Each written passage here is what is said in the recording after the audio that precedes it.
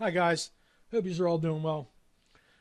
I actually had a better vid that I wanted to make for you, but this has come up in the meantime, and the only reason I'm even making this is because the mainstream media has purposefully buried this story. If a politician, a MAGA politician, and daycare owner gets caught being a child predator, that should have been national news. Should have been all over all the national news.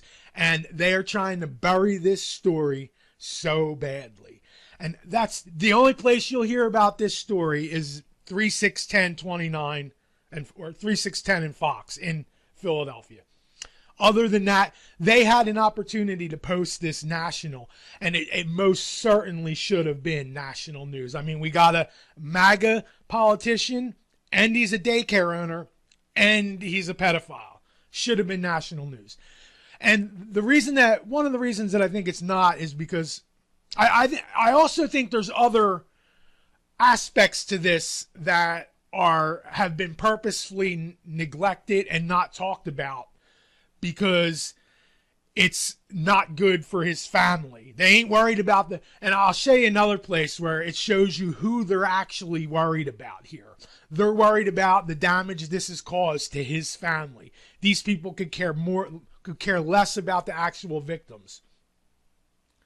But I'll show you that in a second. But so basically what happened is, and this guy's father is my neighbor. Who is on the school board. He was a guidance counselor at Perkiomen Valley High School for many years. Then he moved to the school board, and he's been on the school board ever since I lived here for at least 12 years now. And so, I mean, I don't speak to him ever. I've never spoken to him once because of that, because I don't deal with government employees. But, and they know that I don't like him because this is the way that the first contact I ever had with this pedophile that came onto my property without my permission is that this pedophile, Nicholas Fountain, was running for Congress. This is a couple years ago, probably right before the pandemic. And because we had a Republican congressman that was retiring, he was probably in there for 30 years. And this pedophile was trying to slip right in. Now, he didn't win that election, thank God, because there was probably a more evil scumbag that got in and over top of him. But he was on my neighbor's property. I didn't know who he was at the time. And then I see him walking. I'm in my garden, and I see him walking onto my property. So I stopped him, and I said, yeah, what are you doing? And he said, oh, well, I'm running for Congress. I wanted you to talk to you. I said, listen, I don't fucking deal with parasites. Get the fuck off my property. And I didn't know at the time that he was my neighbor's kid. But I did eventually find out that it was his kid when I saw that he was running and who he was and his name and everything. So I'm sure they've hated me ever since that because they know my stance on parasite fucking scumbags. So that was my first encounter with this pedo.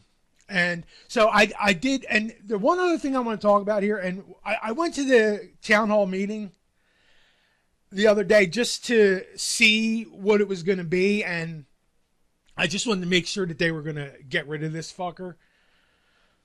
And it actually opened my eyes to something. So I went to this town meeting, and when I got there, 90% of the people in attendance were government employees. So I'm not talking about the people up on the stand, the council board. I'm talking about the actual people there. 90% of them were government employees or there with government employees. And the way I know that is because they all have fucking costumes of different types. We have fire costumes. They have EMS costumes. They have these other costumes, which are white shirts, which I'm guessing is some kind of like codes and stuff like. But out of everybody there was probably 70 people there, and only 10 of them were actual residents. And only me and one other guy and his girlfriend didn't stand for the spell of servitude. So, and that's another thing too. That was another thing that just made me cringe because like they were like, let's stand up to say this the Pledge of Allegiance, and then you see all these people stand up. None of them want to be doing it. None of them. You could tell every single person in the audience just kind of like mumbled it over their breath. They got it over as quickly and quietly as they possibly could. So it just goes to show you that, like, it's just like a spell is cast on these people, that some authority figure says stand and chant, and they got to stand and chant whether they like it or not. So, but the thing I learned was that most of the people that are voting, I would say a large percentage of the people that actually vote and are like overseeing like these meetings are government employees themselves and the close family of government employees, people related to government employees. And I mean, I kind of always knew that because, like, I do know some people that vote, but in my personal life, I know a lot more people that don't vote than do vote. And the ones that do vote, like, have relatives that are cops or have some connection to the extortion racket in some way. But so I just want to tell this story. You know what? Let's watch the Fox News thing real quick, and then I could show you me sitting there all pissed off.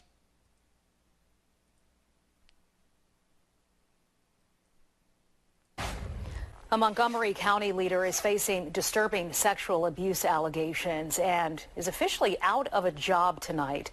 As our Dawn Timoney reports, the township where he served as a supervisor for more than 10 years, taking action after learning about the charges.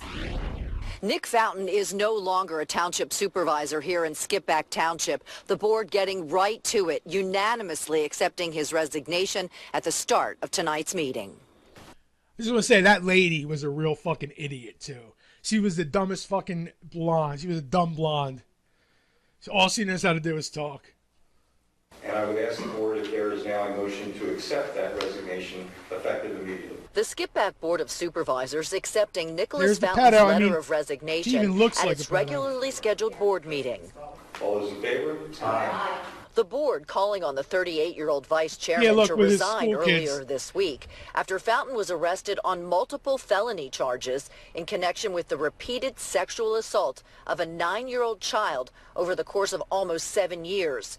Several dozen people turning out tonight to see how this played out. Look, I'm all pissed off.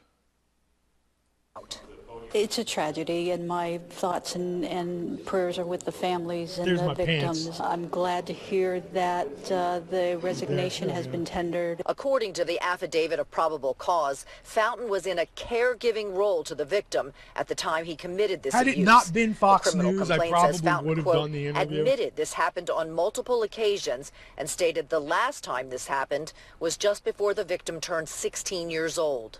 I was surprised and shocked to think that it happened here, but stuff happens everywhere. In late September, Fountain was charged in Maryland with allegedly engaging in sexually explicit online conversations with a Harford County Sheriff's Detective Sergeant who was posing as a 14-year-old boy. The board had no comment tonight, except it will cooperate with the investigation.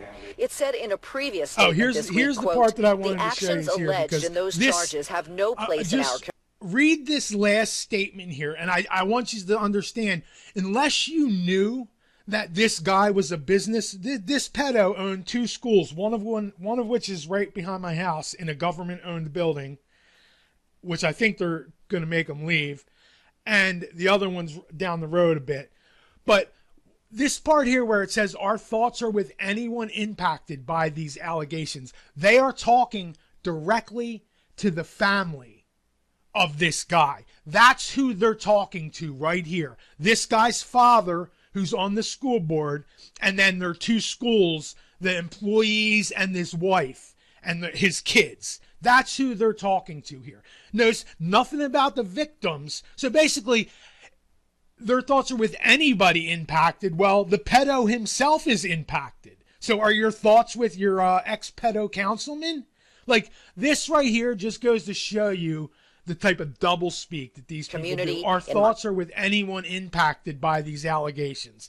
Now, my thoughts aren't with his family. They aren't with his kids.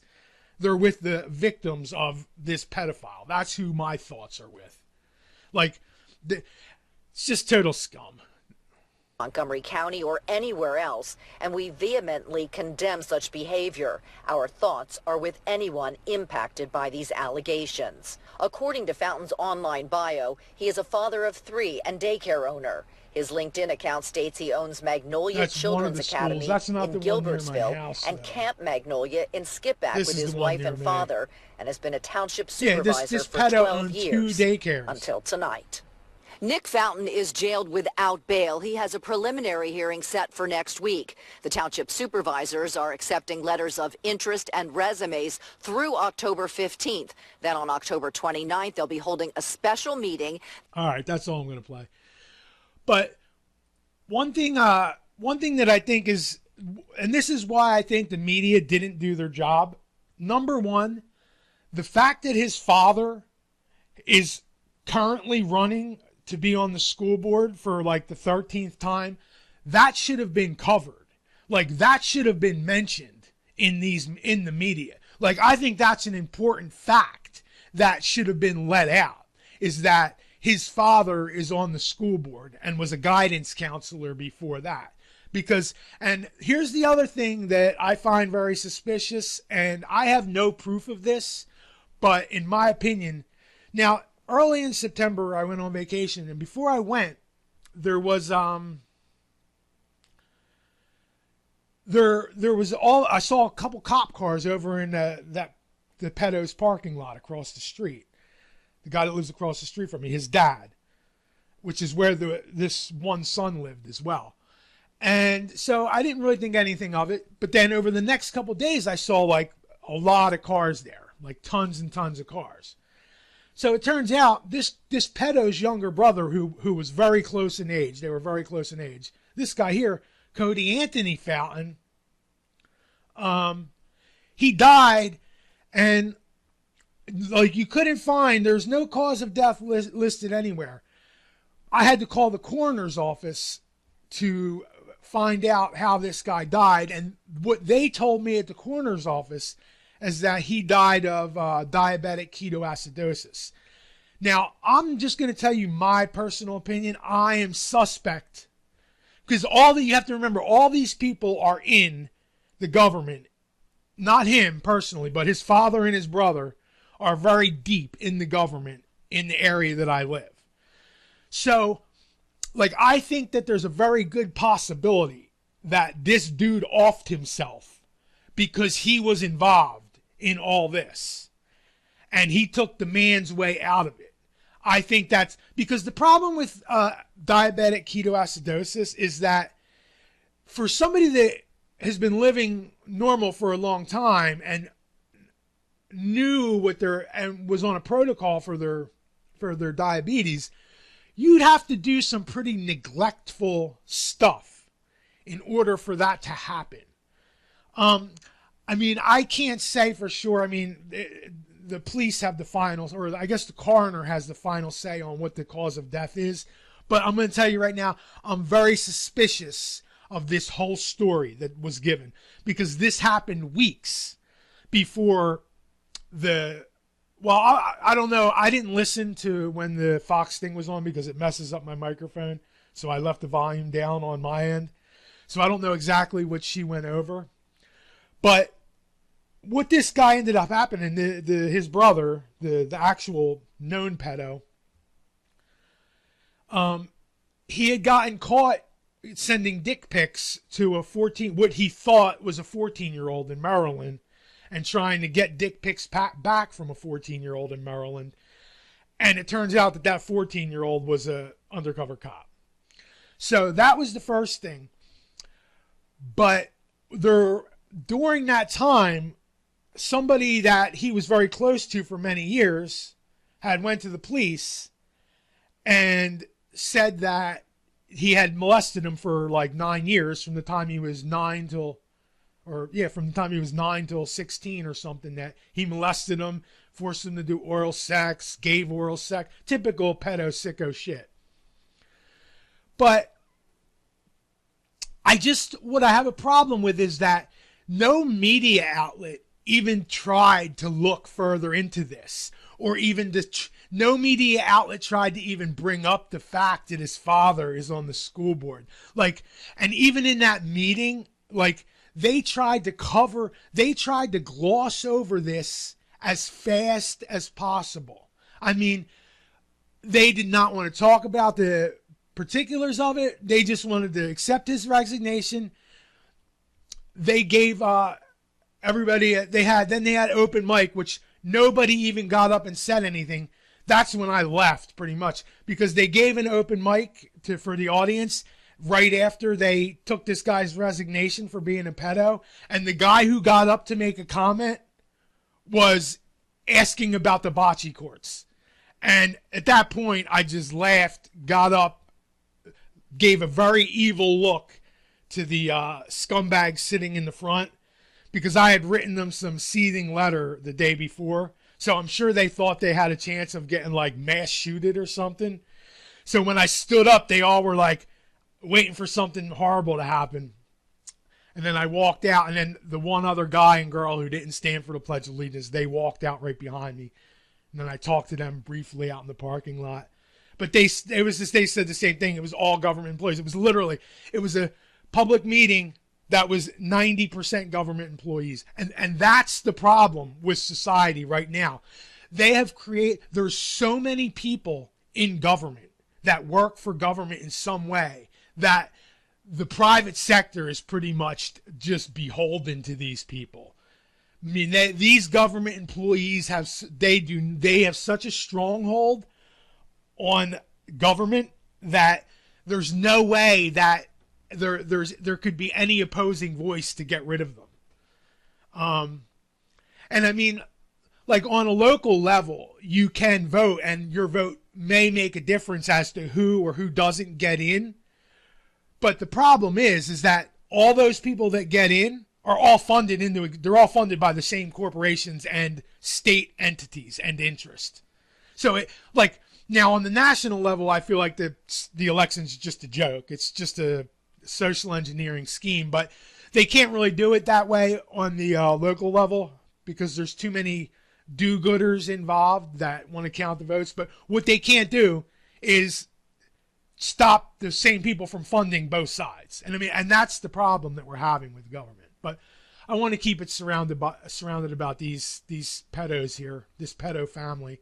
So if we could just, I'm going to try and attend mostly. I want to see this through because I want to see what this guy actually gets. So I might attend some of these cases. Plus, I just want to be there to look at his face just so he knows that, like, yeah, that guy whose property that I trespassed on is now looking at me be a pedophile scumbag. So let's look at the charges here.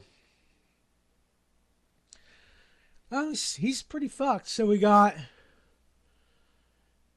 I don't know what IDSI is. I'm guessing it's indecent sexual something, person less than 16 years of age, sexual assault, indecent assault without consent of other, indecent assault, person less than the age of 16 or 13, indecent assault, person less than the age of 13, indecent assault, person less than the age of 16, endangering the welfare of children, unlawful contact with a minor. So, and this is who is on our government, in my opinion, had this guy not been on the right, had he not been MAGA, this would have been national news. In my opinion, like with all the Epstein stuff going on, like, in my opinion, this was buried because they did not want to bring anything about the current regime, which is it's only one regime, but I'm not even going to get into that now. Like I said, the vice president was a Democrat last election, so that should tell you something. But the point I'm trying to make is that they didn't want this to come out at all because this should have been national news. You had a sitting politician owning 2 daycares, one of which is in a government building, Pennsylvania state-owned building, get caught for two different child pornography and child sexual assault pretty much. And it did not go anywhere. You can't find this on any news station anywhere except Philadelphia. So that's how they're trying. And in my opinion, the only reason that you're seeing it in Philadelphia is because they didn't have any choice in the matter. They had to cover it because it was going to be in the public records. So that's the only reason. Like, if they could have not covered it, I don't think they would have. Because they didn't do any sort of real work. Not one single media outlet brought up that his father was a guidance counselor at the high school and on the school board for 12 years and still has a sign on his lawn right now, right here. Don Fountain, that's my neighbor, extortionist extraordinaire. And this guy should resign. This guy should resign. His father, but he's not going to. The only way he's going to give up that position is if he don't get reelected. And the problem is, like I said, when over 50% of the people that vote are government employees, then the non-government employee votes don't even count. Do you see what I'm saying? Because the people that actually work for government and their families actually outnumber the votes of the actual population. I mean, that's literally where we're at with this fucking nonsense and these parasites all over the country. But I just wanted to, like I said, I'm going to keep up on this case. If I have time, I'm going to go to the court cases, and I want to see, because in my opinion, this guy is prime for a Trump pedo pardon. We'll see. We'll see if Trump's dumb enough to give him a pardon or not. I'm going to be very interested to see how this plays out. But had the media actually done their job, I wouldn't even be needing to make this video. And like I said, the thing I want to say is that I find his brother's death last month very, very, very, very suspicious. Seems too coincidental to me. And for somebody dying from the cause of death that was given, I don't know. And it doesn't say on here the cause of death. I actually had to. Now it does say here to go to donate to diabetes, but that doesn't mean anything at all. That could just be. I don't buy it. The whole thing's too coincidental. I have no proof of anything. I'm not saying anything for fact, but what I'm saying is the fact that this guy here died a month before his brother got arrested for being a pedo, I find very suspicious. Because the one kid that came forward was somebody that was close to the family for many years, over a period of 9 years. So that means that he here also knew that kid that came forward. So if that kid let this family know that he was going to come forward at some point, like I said, I think it's very suspicious that his brother died a month before all this came out. I have no proof of anything, but I don't take the coroner's cause of death as any sort of fact, because this whole family is very close to the government in this area. So they would very easily change the cause of death to, because he has a kid. So you know what I mean? You wouldn't want it to come back that you offed yourself, or you offed yourself because you were a pedo, or they would cover that up, in my opinion. So that's all I want to say. But yeah, so that's our Skippack Townshipman, Nicholas Fountain, the pedo and daycare school owner that, like I said, it really should have made national news. And the fact that it didn't just goes to show you that these news agencies are just a total fucking joke. All they're there for is damage control for the state. That's pretty much their job. Alrighty, guys. Take care.